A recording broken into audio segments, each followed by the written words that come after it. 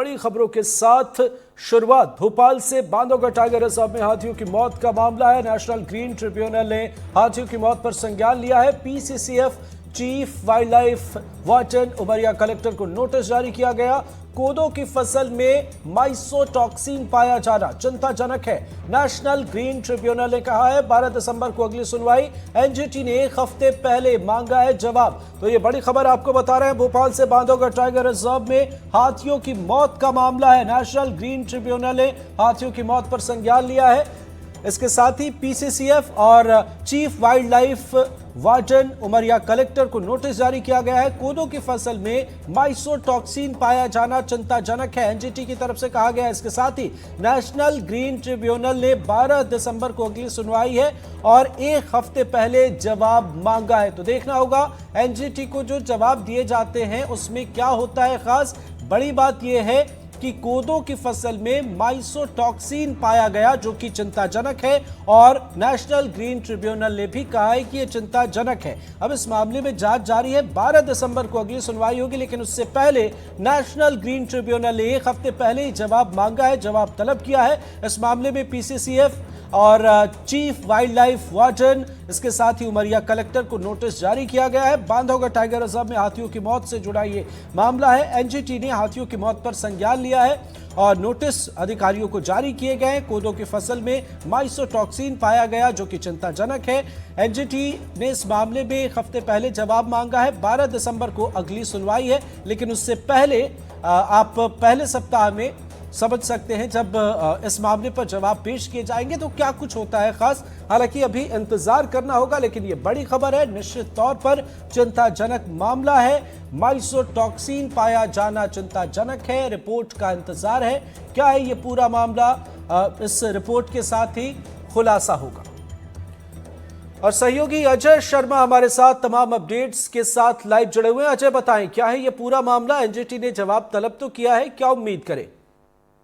देखिए, national green tribunal ने इस पूरे मामले की सुनवाई की और सुनवाई में कई लापरवाहियां पाई हैं अधिकारियों के अलग अलग स्तर पर, और यही कारण है कि पीसीसीएफ और chief wild life warden Umaria collector से लेकर तकरीबन आधा दर्जन से ज्यादा अधिकारियों को नोटिस जारी किए हैं और पूछा है कि आखिर किस तरीके से ये हालात बने और बांधवगढ़ टाइगर रिजर्व में जो जंगली हाथी थे उनकी मौत आखिर कैसे हो गई।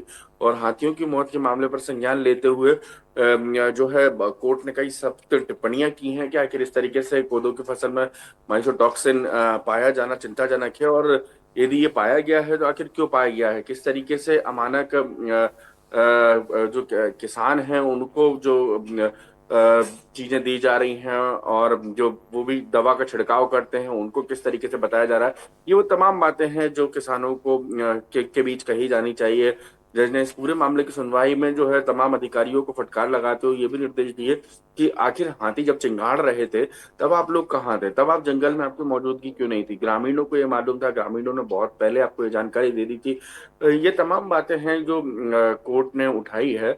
नेशनल ग्रीन ट्रिब्यूनल ने अपनी और दूसरे मामलों में अधिकारियों को निर्देश दिए हैं कि इस पूरे मामले से जुड़े हुए जो भी और महत्वपूर्ण रिपोर्ट हैं, दस्तावेज हैं, जानकारियां हैं, वो आप सब जो आने वाले समय में जो सुनवाई होगी अब 12 दिसंबर को, उसके एक हफ्ते पहले आप कोर्ट के सामने दाखिल कर दें ताकि हम उसका असेसमेंट कर सकें और उसको समझ सकें कि किस तरीके की स्थितियां और परिस्थितियां हैं। क्योंकि पर्यावरण के लिए इतने भारी संख्या में हाथियों की जो मौत का मामला है वो बेहद चिंताजनक है और घातक है, और ऐसा नहीं होता है तो परेशानी है। और आने वाले समय में इसे लेकर ना सिर्फ सख्त फैसले लिए जाने चाहिए बल्कि इस दिशा में प्रशासन को काम करना होगा, टाइगर रिजर्व अथॉरिटी को काम करना होगा ताकि बेहतर तरीके से हम इन हालातों पर काबू पा सकें और इन हालातों पर नियंत्रण रख सकें और ऐसे फिर दोबारा पुनरावृत्ति ना हो ताकि इतनी बड़ी संख्या में हाथियों को अपनी जान गंवानी पड़े।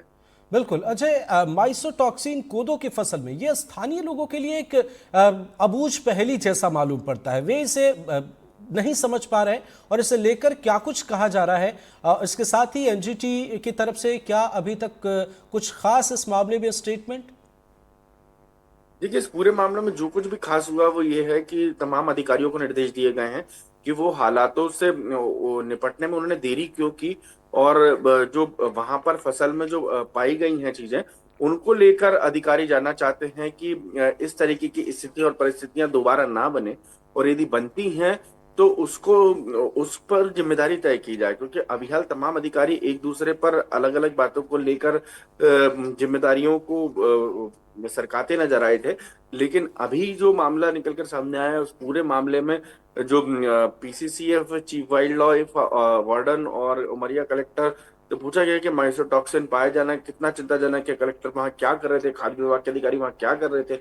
और दूसरे जो कृषि विद से जुड़े हुए एक्सपर्ट्स हैं, उनसे उन्होंने क्यों नहीं इस पूरे मामले में अपनी प्रतिक्रिया दी या जाके का मौका मुआयना नहीं किया।